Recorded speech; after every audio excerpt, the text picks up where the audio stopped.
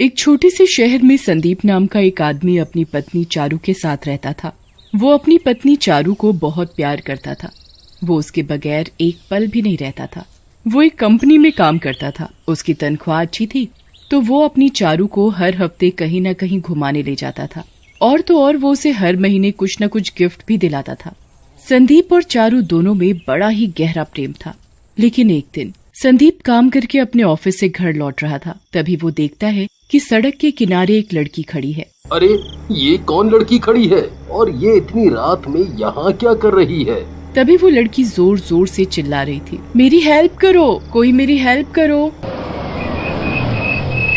फिर संदीप उस लड़की के पास अपनी गाड़ी खड़ी कर देता है और उससे पूछता है, क्या हुआ आपको? आप इतनी परेशान क्यों हैं? उस लड़की की हालत बहुत बुरी थी। वो बहुत बुरी तरह से घबरा रही थी। उसके हाथ पांव बड़ी ही बुरी तरह कांप रहे थे। कोई बचाओ मुझे, कोई बचाओ। क्या हुआ मैडम? आप इतना घबराई हुई क्यों हैं? मुझे बचा लो आप। मेरे पीछे गुंडे पड़ गए हैं। उन्होंने मेरा सारा सामान भी छीन लिया है और मुझे मारने के लिए ढूंढ रहे हैं। अरे आप चिंता मत करो, आप मेरी गाड़ी में बैठ जाओ, मैं आपको आपके घर सही सलामत छोड़ दूंगा। वो लड़की संदीप की गाड़ी में बैठ जाती है। बीच रास्ते में संदीप उस लड़की से बात करते हुए, मैडम आप इस रास्ते पर इतनी रात में कैसे खड़ी थी? वो रोड तो हमेशा ही इतना सुनसान रहता है, वहाँ आए दिन कुछ न कुछ हादसा होता रहता है। यहाँ पर मेरा ऑफिस है। मैं रोज तो अपनी गाड़ी से आती हूँ, पर आज मेरी गाड़ी खराब होने के कारण मैं बस से आ रही थी। बस वाले ने मुझे बीच रास्ते उतार दिया और मुझे पता ही नहीं चला कि मेरा पीछा गुंडे कर रहे हैं। उन्होंने मुझे बस से उतरते के साथ ही पकड़ लिया और मेरा सारा सामान छीन लिया। यहाँ आपकी जान बच गई, यही काफी है। यहाँ तो गुंडे लोगों को जिंदा मार देते हैं। जी हाँ, मैं भी बस भगवान की दुआ से बाल बाल बची हूँ। वैसे तुम्हारा नाम क्या है? मैं तो हादसे के चक्कर में तुम्हारा नाम ही पूछना भूल गया। जी मेरा नाम शालू है। कुछ ही देर में संदीप शालू को उसके घर पर छोड़ देता है। धन्यवाद संदीप जी, आपने मेरी मदद की। अगर आज आप ना होते तो शायद मैं बच नहीं पाती। अरे नहीं शालू, ऐसे मत बोलो, मैंने कुछ नहीं किया। संदीप घर जाता है और वो सारी बात अपनी बीवी चारू को बताता है। जी आपने बहुत अच्छा किया उस लड़की की मदद करके। ऐसे समय पर हमें जरूर किसी की मदद करनी चाहिए। हाँ चारू, तुम बिल्कुल सही कह रही हो। देखते ही देखते कुछ ही दिनों के बाद संदीप को रास्ते में शालू दिख जाती है। संदीप अपनी गाड़ी रोकता है। अरे शालू, तुम यहाँ क्या कर रही हो? कुछ नहीं, बस अपनी कैब का इंतजार कर रही हूँ। मेरी कैब आने वाली है। अच्छा ठीक है, तुम कहो तो मैं तुम्हें बीच रास्ते में कहीं छोड़ दूं। शालू संदीप की बात मानकर गाड़ी में बैठ जाती है।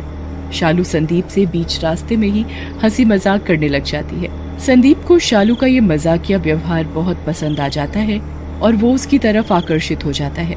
ये शालू का मजाकिया व्यवहार कितना अच्छा है। शालू दिखने में भी बहुत सुंदर है। मैं शालू से अपनी दोस्ती बढ़ाऊंगा। देखते ही देखते संदीप और शालू का मिलना जल्दी जल्दी होने लगा और संदीप और शालू बहुत अच्छे दोस्त बन गए। एक दिन शालू संदीप से मिलती है। संदीप, मुझे तुमसे एक बहुत जरूरी बात करनी है। हाँ शालू, बोलो क्या हुआ? संदीप, मुझे तुम बहुत पसंद हो। मैं चाहती हूँ तुम मेरे साथ जिंदगी भर रहो। संदीप का व्यवहार एक तरफ शालू के साथ अच्छा हो रहा था तो दूसरी तरफ उसका सुखी वैवाहिक जीवन खराब हो रहा था। चारू भी आए दिन संदीप और शालू के रिश्ते को लेकर परेशान रहती। एक दिन संदीप चारू से बात करता है। मुझे तुमसे एक बहुत जरूरी बात करनी है। हाँ बोलो संदीप, क्या हुआ? वो मैं शादी करना चाहता हूँ। शादी करना चाहता हूँ? मैं समझी नहीं तुम्हारी बात को। वो मैं शालू से शादी करना चाहता हूँ। नहीं, मैं ऐसा बिल्कुल नहीं करने दूंगी। तुम्हें शर्म आनी चाहिए। तुम्हारी शादी मुझसे पहले से ही हो चुकी है, तब भी तुम्हारा बाहर किसी दूसरी लड़की से नाजायज रिश्ता है। तुमने कभी सोचा है कि मैं इन सब से कितना परेशान हूँ? चारू संदीप की ये बात सुनकर बहुत रोती है और अपने मायके फोन करके सारी बात बताती है। चारू के भैया उसे उसका बैग पैक करके मायके आने को कहते हैं। चारू अपने बैग पैक करती है और अपने मायके रवाना होने के लिए तैयार हो जाती है। संदीप चारू को बहुत समझाता है कि वो ये नहीं कह रहा कि तुम उससे तलाक लो। वो ये कह रहा है कि वो 2 शादी करेगा और शालू को भी चारू की तरह रखेगा। चारू संदीप की एक नहीं सुनती और वो अपने मायके जाने के लिए ट्रेन में बैठ जाती है। संदीप चारू का पीछा करते हुए ट्रेन में बैठ जाता है और वो पूरी कोशिश करता है कि चारू अपने मायके ना जाए और वापस उसके साथ घर चले। मान जाओ ना चारू, मैं तुमसे भी उतना ही प्यार करूंगा जितना मैं शालू से करूंगा। तुम मेरी बात पर विश्वास करो, तुम्हें कभी किसी चीज की कमी नहीं होने दूंगा। नहीं, तुम चुप रहो संदीप। मैंने तुम्हारे लिए इतना सब कुछ किया, तब भी तुमने मेरी कदर नहीं की।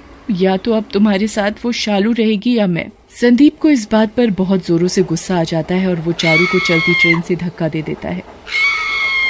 मुझे बचाओ, कोई मुझे बचाओ, मेरे पति ने मुझे धक्का दे दिया है। चारू बहुत चिल्लाती है पर उसकी कोई एक नहीं सुनता।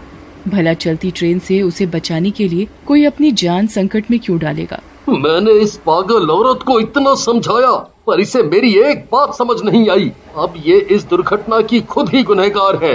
संदीप अपने घर जाता है और शालू को फोन करके सारी बात बताता है और उसे शादी करने के लिए बुलाता है। शालू भी संदीप की बात सुनकर बहुत खुश होती है। आखिरकार उसके रास्ते का कांटा चारू अब उसके रास्ते से हट जो चुका था।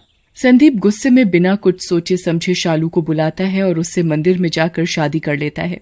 शालू के रास्ते का कीड़ा तो हट गया था। शालू ने भी अपनी चालाकी और प्रेम से धीरे धीरे संदीप को अपने जाल में फंसाया और देखते ही देखते संदीप के नाम पर जितनी भी प्रॉपर्टी थी वो हड़प ली। आखिरकार मैंने जो चाहा था वही हो गया। इस संदीप की बीवी को भी अपने रास्ते से हटा दिया और अब इस संदीप को भी धीरे धीरे अपने रास्ते से हटाऊंगी और कोई नया मुर्गा फंसाऊंगी। ऐसे करके एक दिन मैं बहुत अमीर हो जाऊंगी। देखते ही देखते शालू का व्यवहार संदीप के साथ खराब हो रहा था और आए दिन शालू कहीं न कहीं दूसरे लड़के से बातचीत करती रहती। संदीप शालू की इस हरकत से बहुत परेशान हो गया था। वो दिन रात रोता है और अपनी बीवी चारू को याद करता और बहुत रोता। एक दिन शालू की उसके पति से बहुत लड़ाई हो जाती है और शालू अपने पति को अपने ही घर से बेदखल कर देती है। बेचारा संदीप करता भी तो आखिर क्या करता, वो बहुत जोर जोर से रोता है।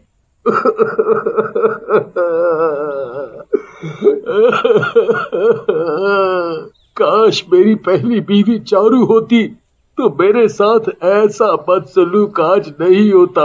वो मुझसे इतना प्यार करती थी, मैं ही पागल था जो इस पागल शालू के बहकावे में आ गया। इस शालू का तो आए दिन का काम यही है, ये रोज कोई ना कोई लड़का फंसा कर पैसे लपेटती है।